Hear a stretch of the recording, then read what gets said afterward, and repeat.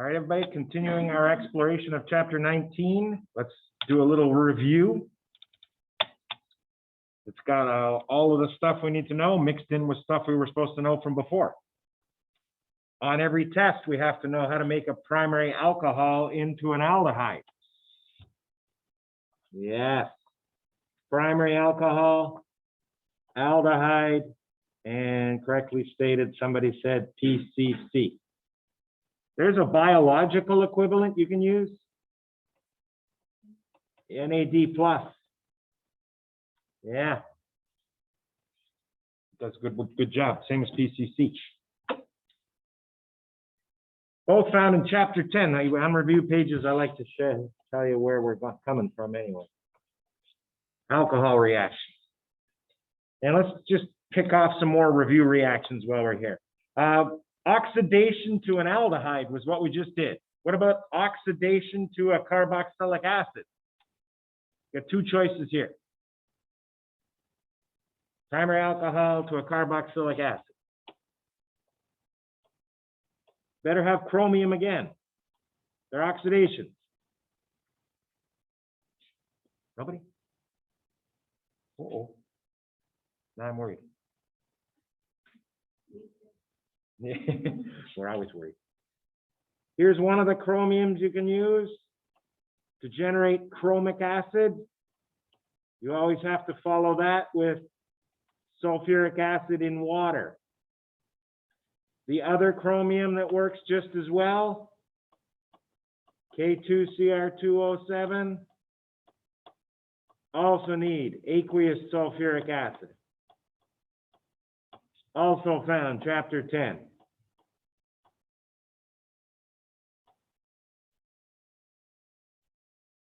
Of critical importance, this test. We are doing a test that has two chapters, one called carboxylic acids.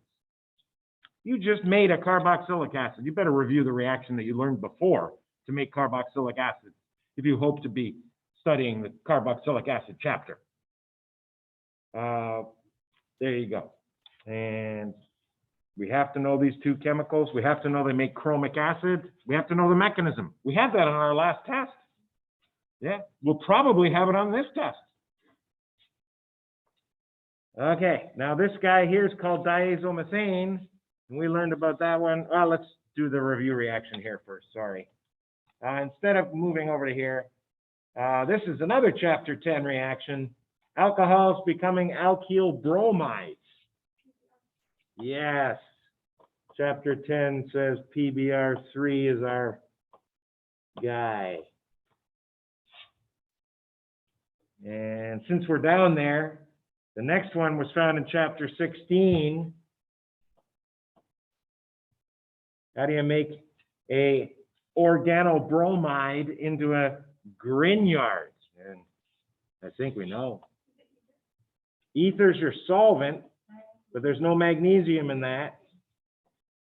Please just put Mg there. Don't put MgBr, don't. Mg metal, shiny. I got about 5 people in this room that know what magnesium looks like. Shiny little flecks they put in their reaction and made a Grignard reagent. They made phenyl magnesium bromide in lab. Experiment 16 for those of you who forgot. How do you make a Gilman? This is a Gilman. So yes, how do you make a Gilman from a Grignard or an organolithium? CUI. Copper +1 with an iodide anion. And there's your Gilman, which we're going to use up here. See, everything on this page, all the carbons come from right here. I think except for propanal. He's an outlier. All right, ready for some new stuff? Why not? We've got an aldehyde, and then we're hitting it with LDA. LDA is strong base. It only takes alpha H's. If there's a choice of alpha H's, it takes the least hindered alpha H.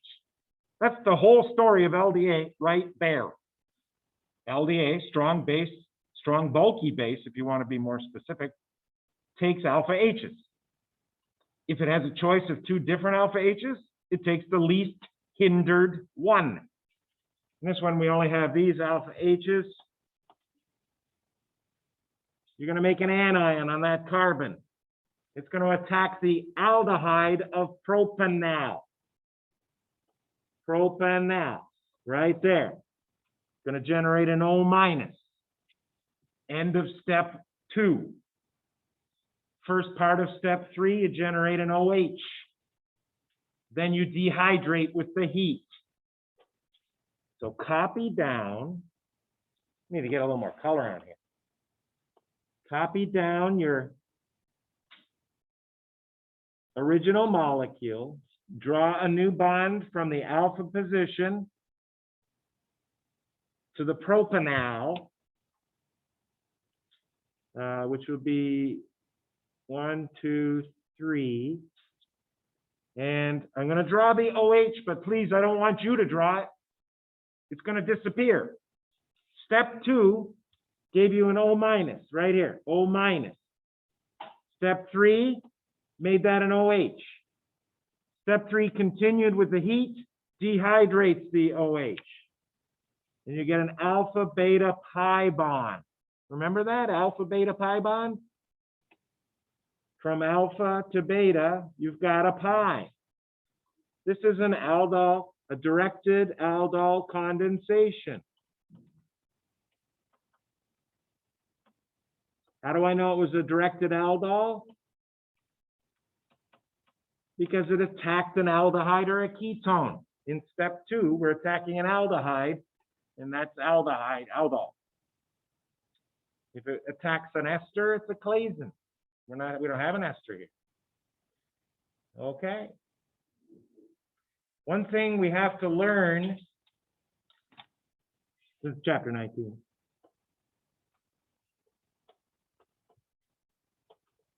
There's a nice summary. I know you can't read that right now. No, you can now. There's a nice summary of nucleophiles for conjugate addition. Now, when I say conjugate, it generally means 1,4, but there are many other types of conjugate addition.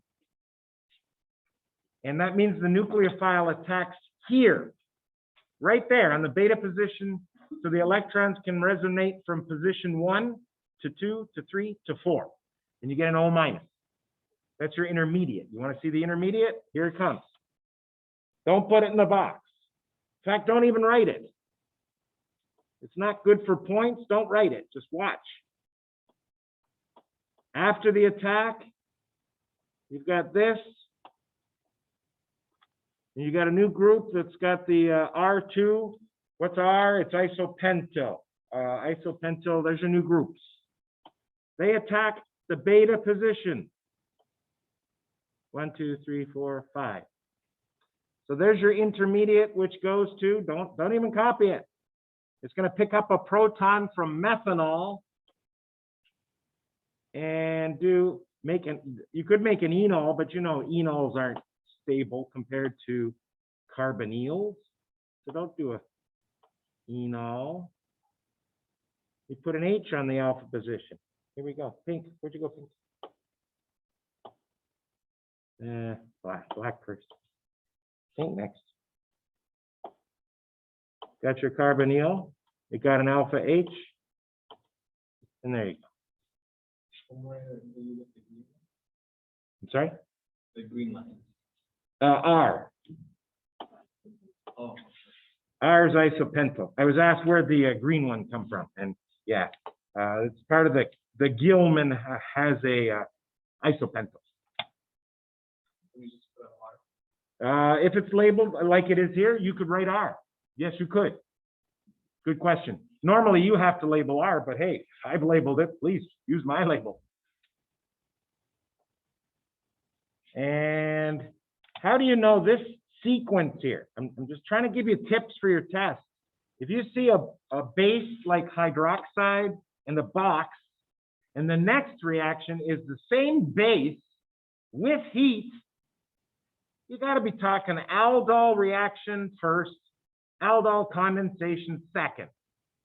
it's basically what happened up here, but it's the simple version. You don't have to break it down to steps. Simple aldol. RXN gives aldol reaction product, and this is aldol condensation product.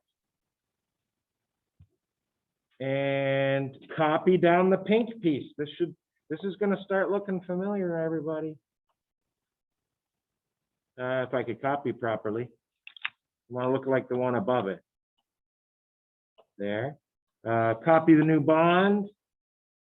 What's the new bond to this time? An unreacted version of the aldehyde that you just reacted, because this base only takes 1 out of 10,000 of the H's.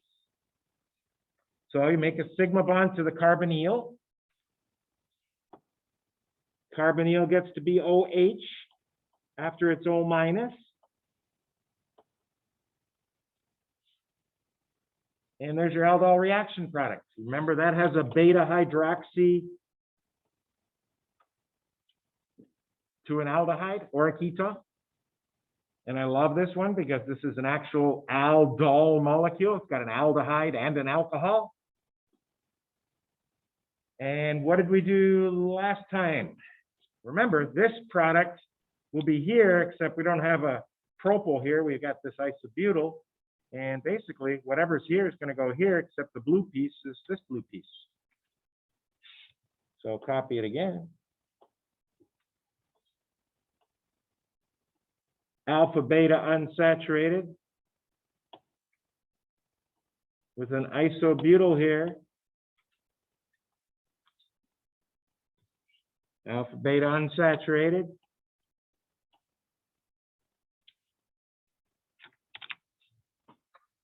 And one thing before we move on, in both of these molecule boxes here, why did I choose to put the group cis or syn to the carbonyl and not put it over here where it would be syn to the isopropyl?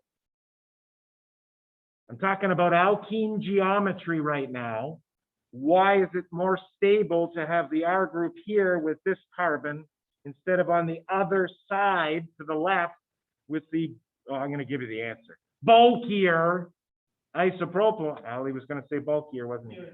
You're the man. Sorry, I should have let you. Okay. Yeah. Carbonyl, very unbulky. They're sp2.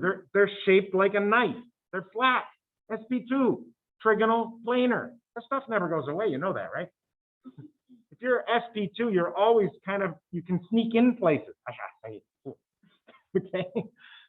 And if you're sp3, it's a little harder to get around, right?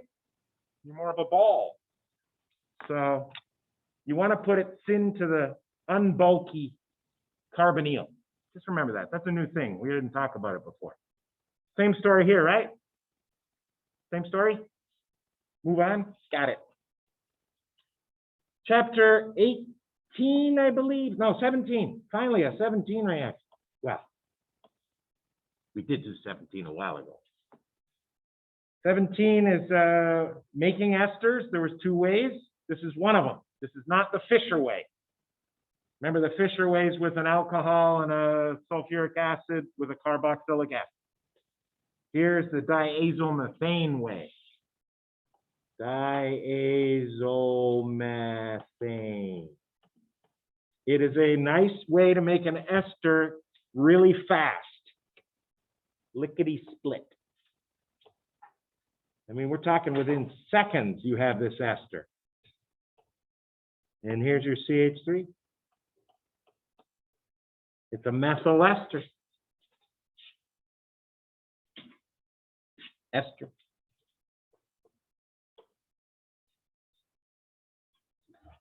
And the next reaction has a giveaway trigger. You see this base, OCH3 minus? No coincidence, it matches the leaving group on the carbonyl. That's the signal. This is time to do a simple Claisen. Chapter 19. simple Claisen.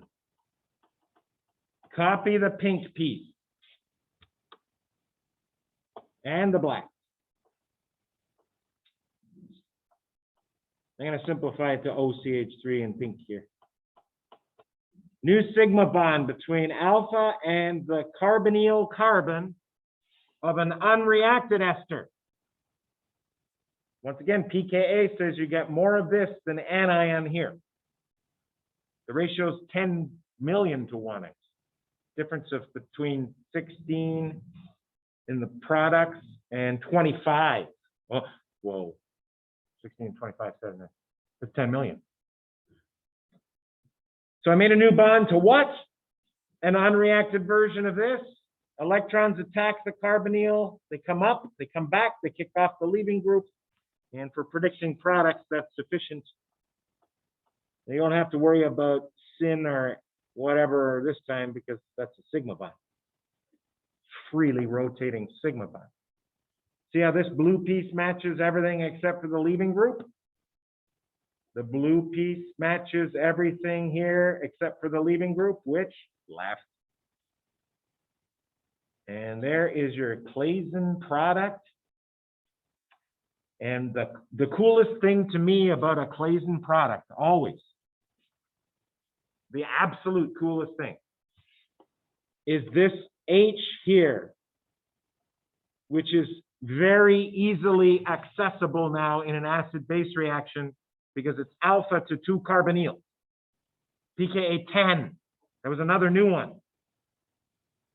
So you can take that off using KOH. You see that under the arrow? And then add molecule A.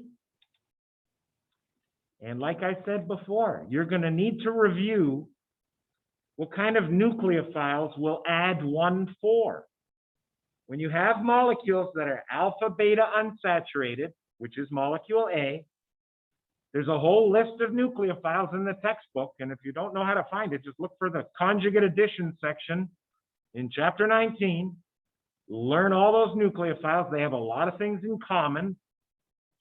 Almost every one of them is also a good leaving group with that new definition, well, the old definition we discussed in our video last time.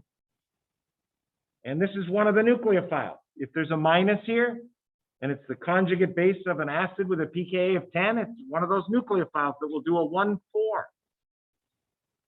So this is going to keep us a little busy. You need to draw a bond from this alpha carbon to the beta position here. And this pi really disappears because it resonates here and then comes back and picks up a proton on the alpha position. Where from? Methanol, right there. So I'm gonna get busy copying molecule A here without the pi bond. So molecule A without the pi bond is right here. And we got the black, goes to the blue. And the new bond, I'm going to copy this molecule without the H. And it's bonded right here on the beta position. New bond. And I'll do this molecule in black. So it goes to a CO2CH3. It's got an isopropyl. And it's got a carbonyl with an isobutyl. Hard to see the isobutyl. Maybe black wasn't a great choice. Maybe move the molecule. No, not happened. I know it looks like a lot, but basically this anion that you just made after you hit it with KOH attacks the beta carbon. Resonance happens. That's the 1,4 addition. You make an enolate. Previous video, we actually had the mechanism, I think. And then it comes back. And what's going on here? We got to take a careful look here, you know. We only got 2 boxes to go. What's going on from here to here? Let's just take it from here. Isobutyl attached to carbonyl, no change. Goes to a carbon with an isopropyl, goes to a carbon with an isopropyl. The carbon with the isopropyl has an ester that seems to be ester, which seems to be missing here. Oh. How can we get rid of a carboxylic ester on a beta position? Now it's confusing because I have these alpha beta here, but these two carbonyls are beta to each other. Just use a different color.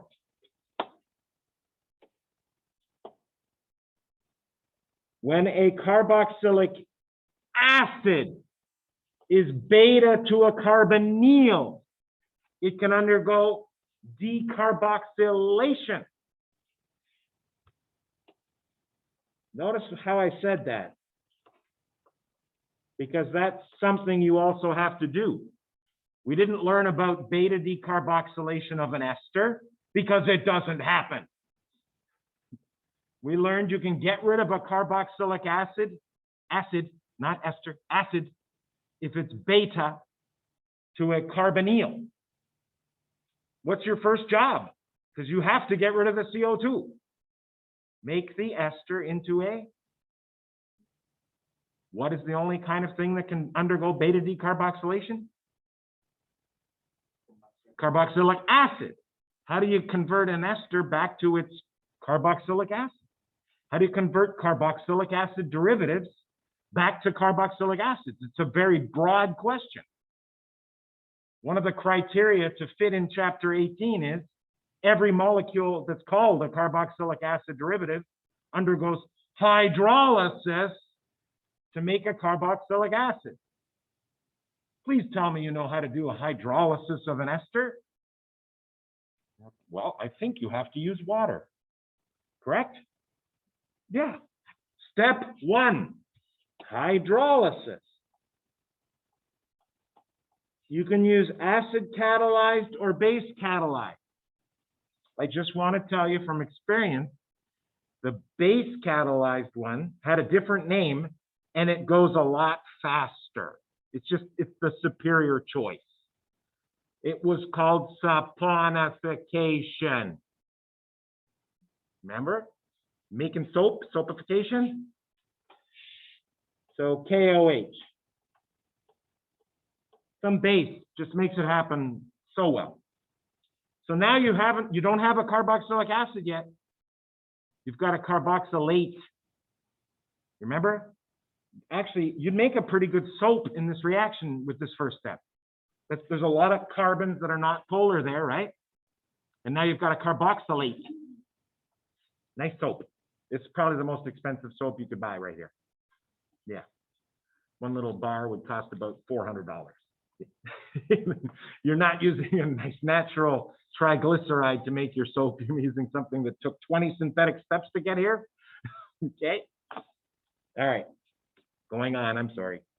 1, you have to make a carboxylate back to its conjugate acid.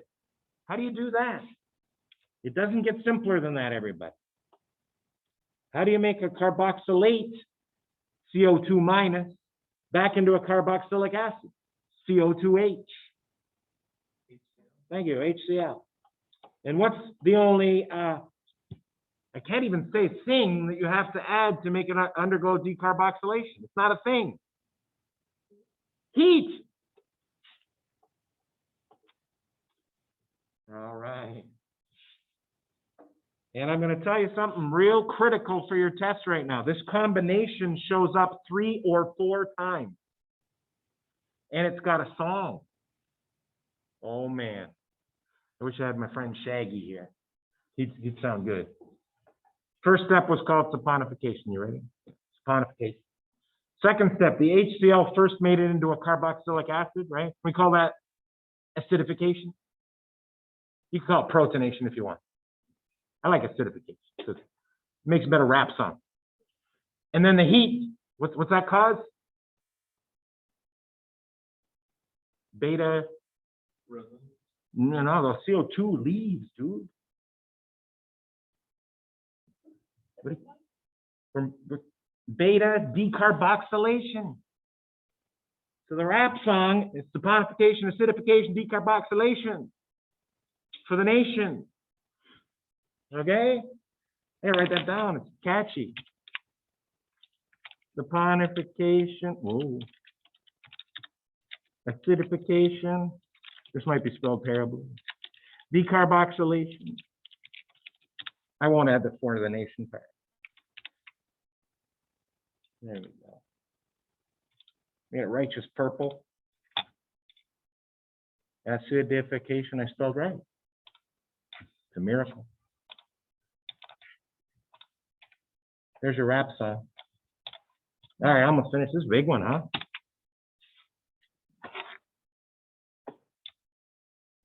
Then it's time for this last box is who was paying attention to the previous activity box? Because we got a molecule with multiple alpha H's, a base, and heat. So we have alpha H's. Hey, nice trivia question, maybe a multiple choice question. How many alpha H's does this molecule possess? And only count the sp3 ones, okay? So you got two alpha H's here. Got an alpha H here. I don't even have to count the sp3 ones because there's no alpha H on this one, right? No alpha H, yeah. So answer, 3 alpha H's in this molecule. Which one of those can make ring size 6? Is it the one to the left or the one to the right? Remember that, yeah, the one on the left, if it attacks the carbonyl, ring size 6. Want me to prove it? Of course you do. 1 for the alpha carbon, 2, 3, 4, 5, 6. Draw a nice ring, 6. We'll make 2 at the top. We'll make 1 on the left. Why not? It attacks 6, 5, 4, 3. Put on your stuff. 2 has a carbonyl. 3 has an isopropyl. 4 has an IBU. 4 goes to 5. 5 has an isopropyl. 6 was a carbonyl. Stop drawing and start. Just listen for a second. 5 has the isopropyl. Good. 6 got attacked. Don't draw this. When it got attacked, you first got an O minus. Then the catalyst got regenerated and you have OH. And then the heat does what? With a beta hydroxy thing, makes an alpha beta unsaturated molecule. There you go. Once again.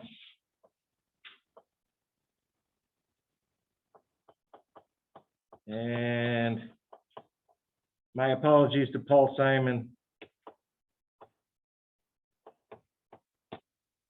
And a gender reversal.